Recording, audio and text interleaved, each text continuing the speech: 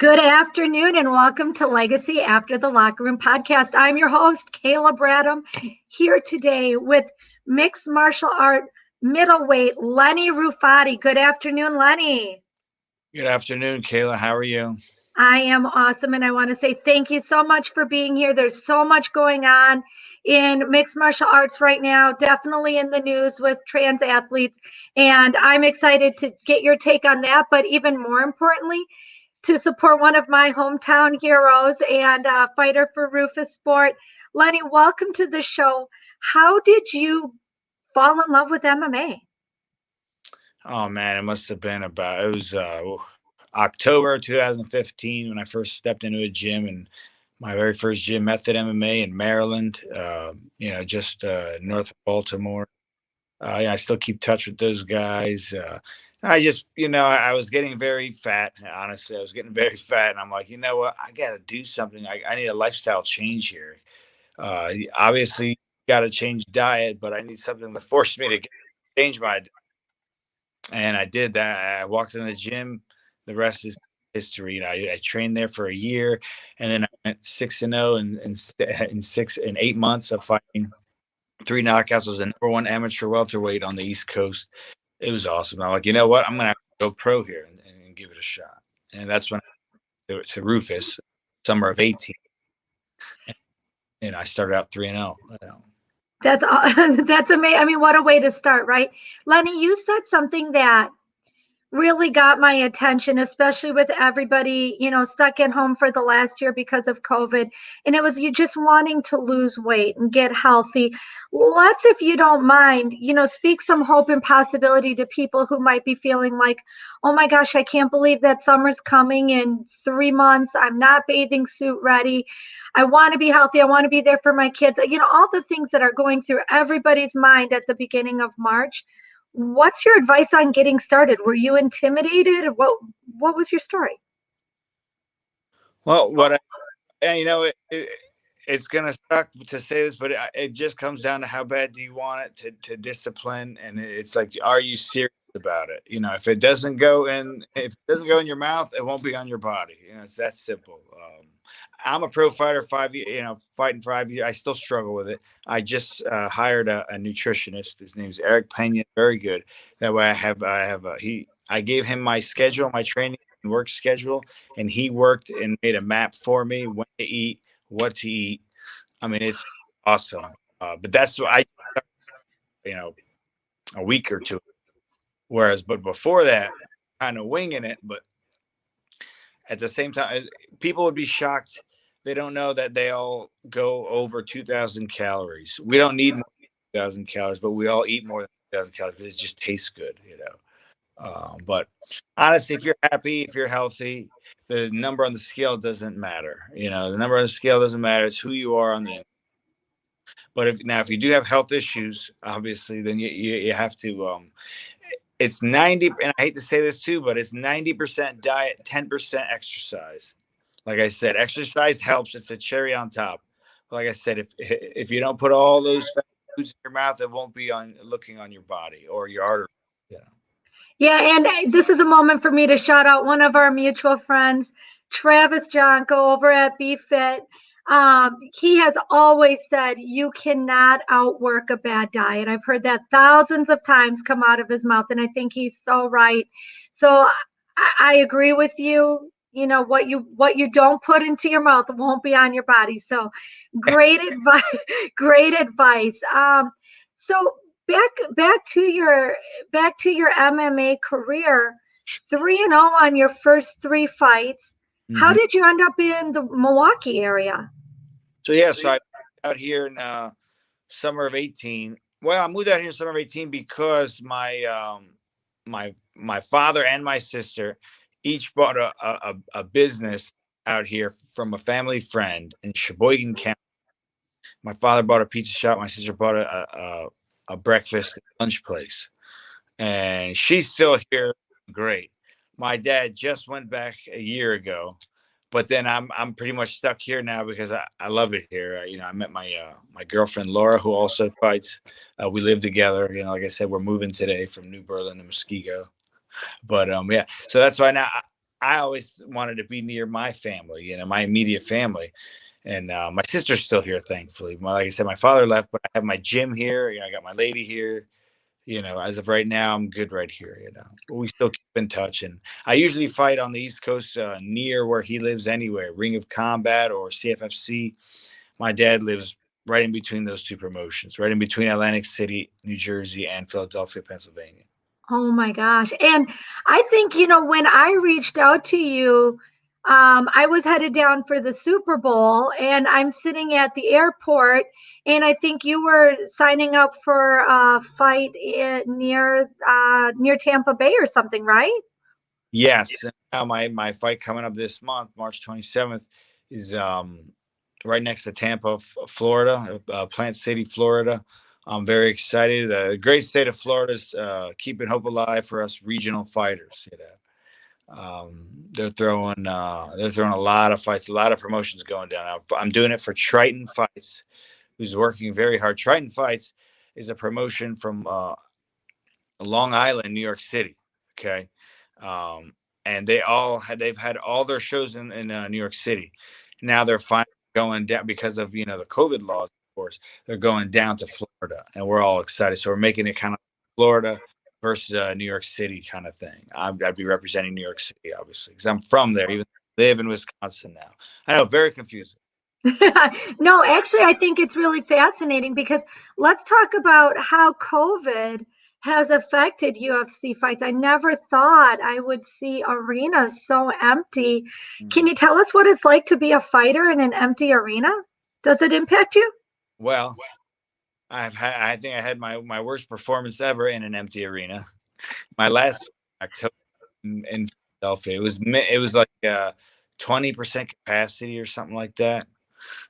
It was weird, but it's also weird for your opponent too. So there's no excuse, whether you do well or lose. Now I can see you're usually a hometown guy that brings a big crowd and always have people yelling for you. I can see how that can affect you, which I'm actually those guys. But I mean, you gotta grow up sometime and get out of your comfort zone. And speaking of hometown guys, you roll for Roufussport. Mm-hmm. Rufus is huge here in the Milwaukee area. Anthony Sergio Pettis, being from Milwaukee, just MMA, UFC, the whole brand in general is big here. Who would you shout out in Milwaukee, and who do you have your eyes on for future fights? Oh yes. Oh, our coach Duke Rufus, he's internationally known.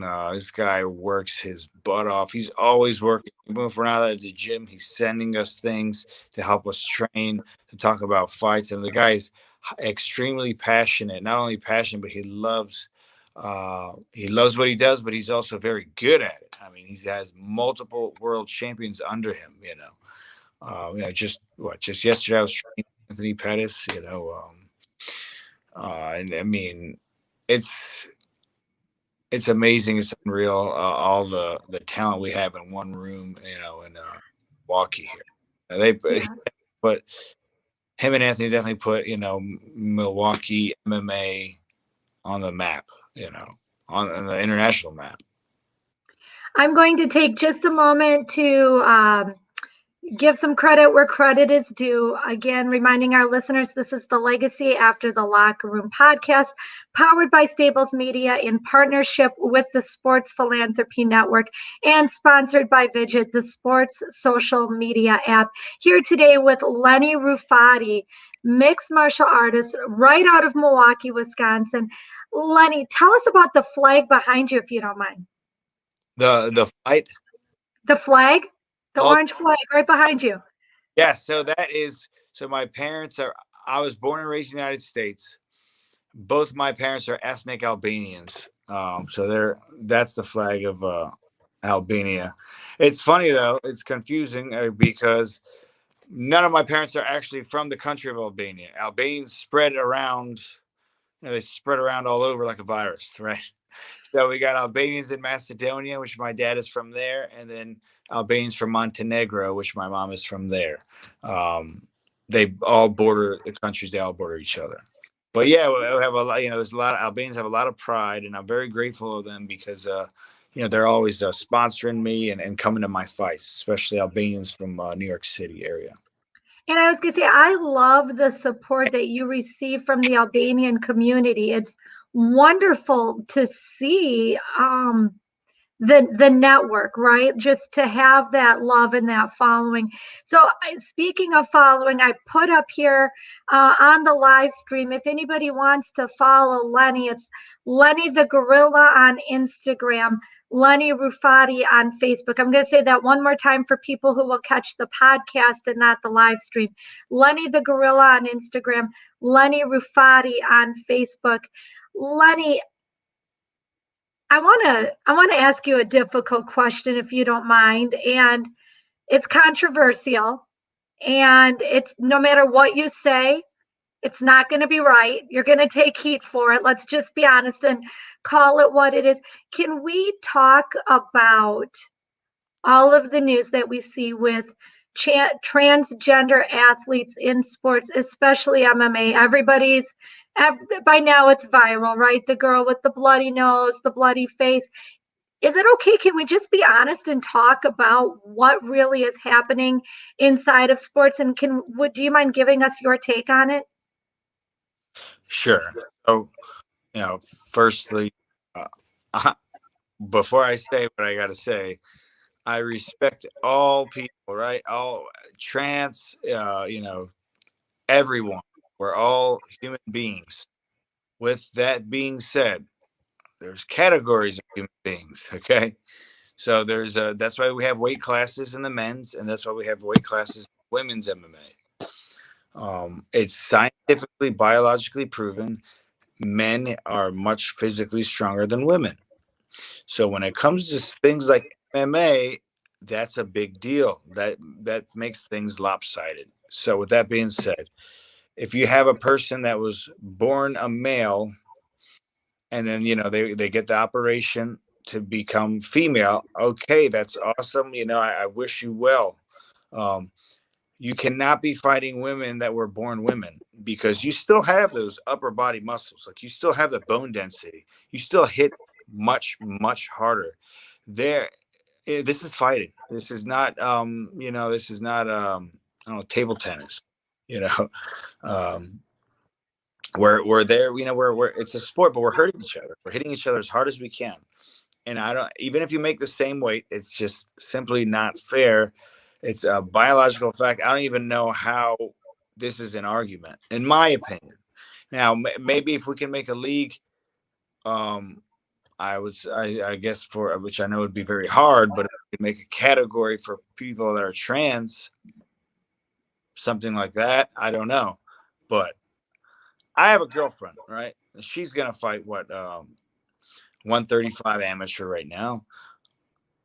I would never, ever, ever, advise her to fight a person that was born a man now that it became a woman. No, because it's just not fair. That's all. It's obviously no hatred towards a trans person. I love trans people. I love straight people. I love, whatever people, white, black, Chinese, everybody's awesome. We're all equal. We're all God's children. I don't hate anyone, but it's not fair, and it's common sense. If you have a biological male hitting a woman, it's crazy. I appreciate that. I want to go through and just see if I did put a note up here from the broadcast studio. We want to hear from you. Chime in with your comments.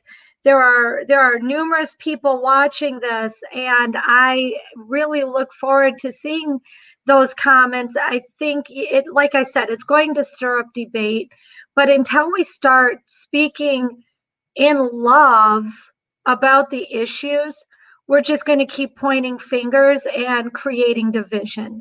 Listening to a professional athlete chime in is really the first step. So, first of all, Lenny, thank you. I know it's not easy to do from a PR standpoint as a professional athlete, but it is important. And I truly appreciate your comments on we are all God's children And we are, created and instructed to love all people. So I really support that, and I appreciate that from you. Your thoughts on, creating a trans league? Why not? How hard can it be? We have a men's class, we have a women's class. How hard can it be? And maybe it's not just trans. Maybe it's I'm a straight woman and I don't give a care. I want to go fight with men or men who identify women or any other class or group of people. Is there anything wrong with that? Can we not just have an open class of almost like a cage fight, right? Like just go in and win. As long as they wait, right? No. Yeah, keep the weight class for sure. Right. Well, I don't know. I don't know. That's I never even thought about that. But that's a good why would you set but why would you set yourself up at a major disadvantage? It's I don't know. I don't think that's a great idea, but hey, like you said, they're signing the paperwork and they're fully aware of what they're doing. We are all adults. So yeah, sure, if they really want to, but I don't think it's a good idea. And let's talk about this. The business of business is making money, right? So At what cost? Not for a woman. at what cost? That's what I was just going to say. Thank you. At what cost is the money worth Money comes the and risk? goes, but you only have one brain. And speaking of that, I'm going to flip our little graphic over to Sports Philanthropy Network and take a moment just to talk about athlete safety. Um, Mixed martial arts fighting is a high risk, high injury sport. Can we talk a little bit about athlete safety, the risk of concussions, concussion effects? Lenny, have you had any serious injuries or concussions as a fighter? Yeah, no, obviously I've been I've knocked out guys and vice versa. I've been knocked out myself.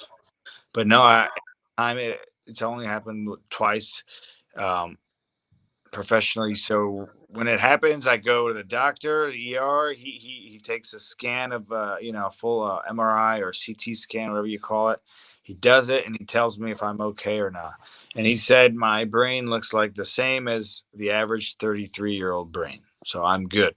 But yes, that obviously is an issue especially with places like the NFL. They're running full speed at each other, charging hard. At least we're expecting it, and it's like punches and kicks. But yeah, no. And I just started this 5 years ago. Some guys, they've been doing this since they were kids. So my brain, I think, is still fresh on the beating. But no, of course you got to of course there's a risk. Sometimes, it's you risk things all the time for, your passions and life and stuff. But would I want my children to do this? No. Really? No. So speaking of children, let's take a moment and show. But when Go ahead. I don't have any kids, but when I do, I would not want them to go cage fighting. No. Okay. Let's take a moment and shout out Milwaukee's own City Champs Foundation, working hard to get kids off of the streets and into Duke or some other mixed martial arts training. Let's talk about children's safety in mixed martial arts. Any advice for parents with kids? Well, our coach Duke is having an awesome league that he's gonna do for kids. No head strikes at all. You can it's awesome. It's for beginners, even adult hobbyists and kids, just so they can get their feet wet and just to try it out. And it's completely safe because there's no head strikes to the kids. They're still you're still developing. Your body's still developing. You don't want to start getting hit yet. So it's awesome. You still got wrestling takedowns. You got jujitsus. The submissions, punches to the stomach. That's okay. It could help with bullying. It could help with confidence. It could help with social skills. Help you stay in shape. there's so many benefits to combat sports. Love it. I do want to real quickly let our listeners know that they can speak with Stable Media's hosts using the Vidget app. Use promo code Stables for that free download. Again, Vidget, one of the great sponsors of Legacy After the Locker Room.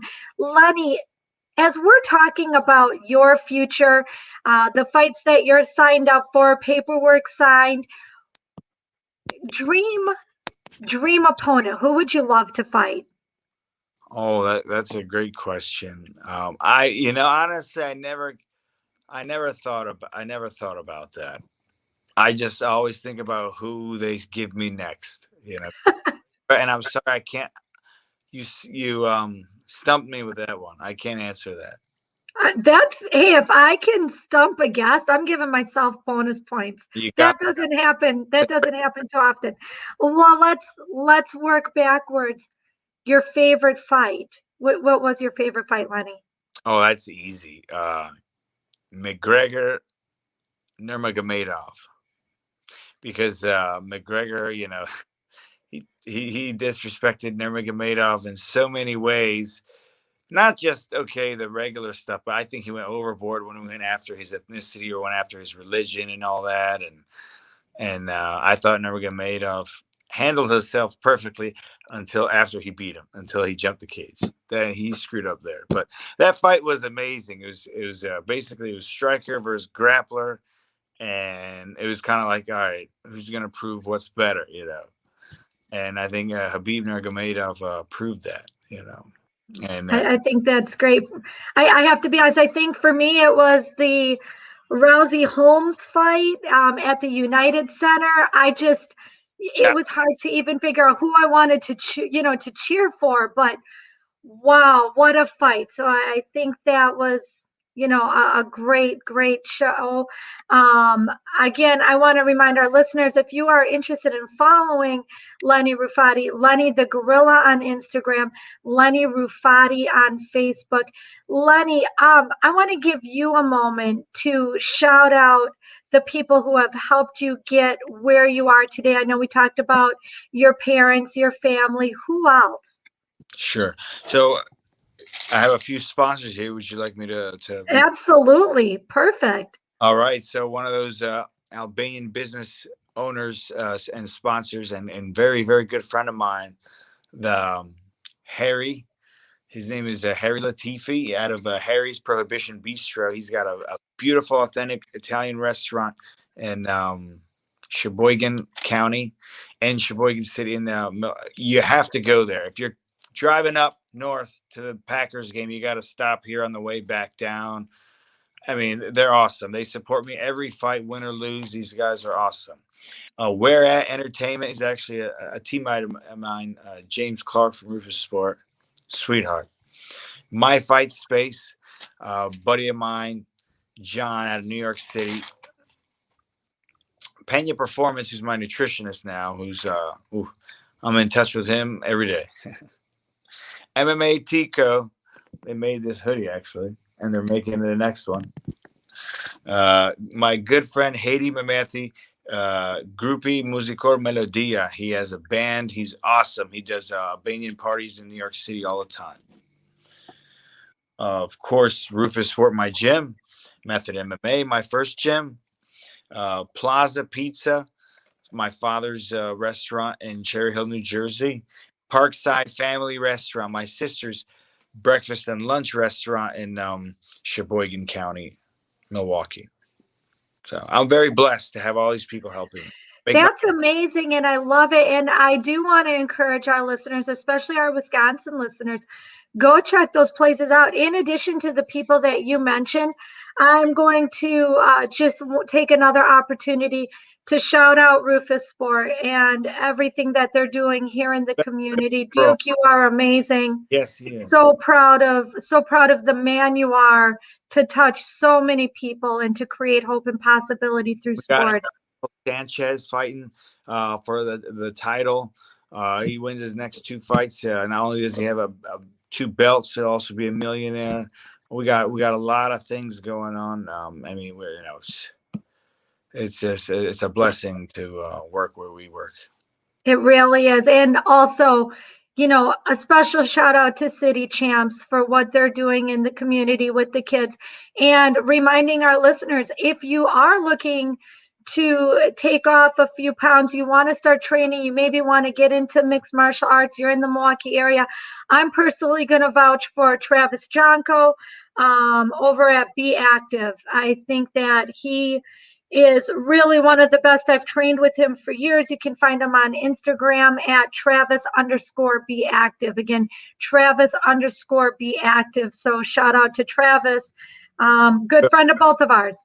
Before I forget, a couple guys, my one of my main training partners, JP St. Louis, he, from Roufussport, he moved out to Orlando, Florida. So, which small world, he'll be one of my corners now for my fight because it's less than an hour away from where he lives. He knows me better than anyone. He's beaten up on me for a couple of years now. And then also, I'm very proud to have Elvis Gashi from New York City. He's a Kosovar Albanian. The guy's 24-1 world kickboxing champion caliber. He's 24-1 out of glory, and he's gonna come. He's gonna corner me. I'm grateful. We're gonna have like 3 Albanians on the card, and he's gonna corner us. So I'm excited, and also my good friend, enemy turned friend, my opponent, my amateur days, Andrew Johnson. We fought for a title in Delaware years ago in 2017. We become very close friends ever since. He lives in Tampa now. Yeah, go figure. So he'll be there at the fight too. I'm very excited. And if people want to catch that fight, is there a way to see the live stream if they can't make it? Yes. There's a pay-per-view, TritonFights.com. You can order the pay-per-view. It's only $20. Can't beat it. And I'm just going to put that up here for everybody. TritonFights.com. Yep. You can order tickets and the pay-per-view. Awesome. Also shop TritonFights.com. All right. TritonFights.com for our podcast listeners. If you're catching the live stream, it's up on the ticker. Again, taking just a moment. Caleb Bradham, Legacy After the Locker Room, here with Lenny Rufati, middleweight MMA pro fighter. We are powered by State. I only did one middleweight fight. I know it's confused. I did one middleweight fight because my opponent couldn't make weight. I usually do welter, but now I'm going down to lightweight. There you go. It pays to work out, huh? Yeah. Now I know everybody knows why you have a nutritionist now, Lenny. Yeah. It's not very easy doing fasted cardio, is it? No, it's not. Again, powered by Stables Media in partnership with the Sports Philanthropy Network, sponsored by Vidget. Lenny, we are just about out of time. Before I ask you for your words of wisdom and your parting thoughts, I ask every guest on Legacy After the Locker Room to partner with me to support Special Olympics. Lenny, can we count on you for an autograph donation? Absolutely. No question. Thank you so much. Any idea what you might sign? I'll sign and anything you'd like, memorabilia or whatever. That's amazing. Thank you so much. Love the work that Special Olympics is doing in communities all over the place. So I want to say thank you, Lenny. We have about a minute left of today's show. Give us your words of wisdom. Yes. And one last person before I forget, he's been giving me mitt work. Very nice guy, Benny Izaidi. Very, very nice guy from Milwaukee, sweetheart. My words of wisdom is, can't we all just get along, whether we're freaking Democrats or Republicans? At the end of the day, let's all come together and try to love each other and love our country, because the last year was very rough on us and everybody was just fighting online over nonsense. We need to all come together, whether we're, liberal or conservative, and just meet somewhere in the middle and try to respect one another. That's all I wanted to say about that. I think it's a topic. No, I think it's great advice. I think it's something that we need to look at more, again, especially as we talk about, transgender fighters, not just in the MMA, but in sports in general. Let's love each other. Let's be kind.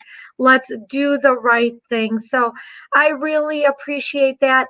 Last thing, Lenny, as we kind of close out, I guess I just want to hear from you. If you could do one thing to really create hope and possibility through sports, what is it that you would do?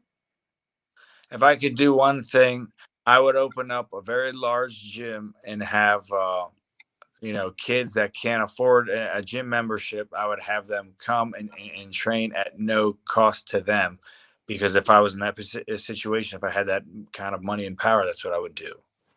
I love it. That is a great way to close out the show.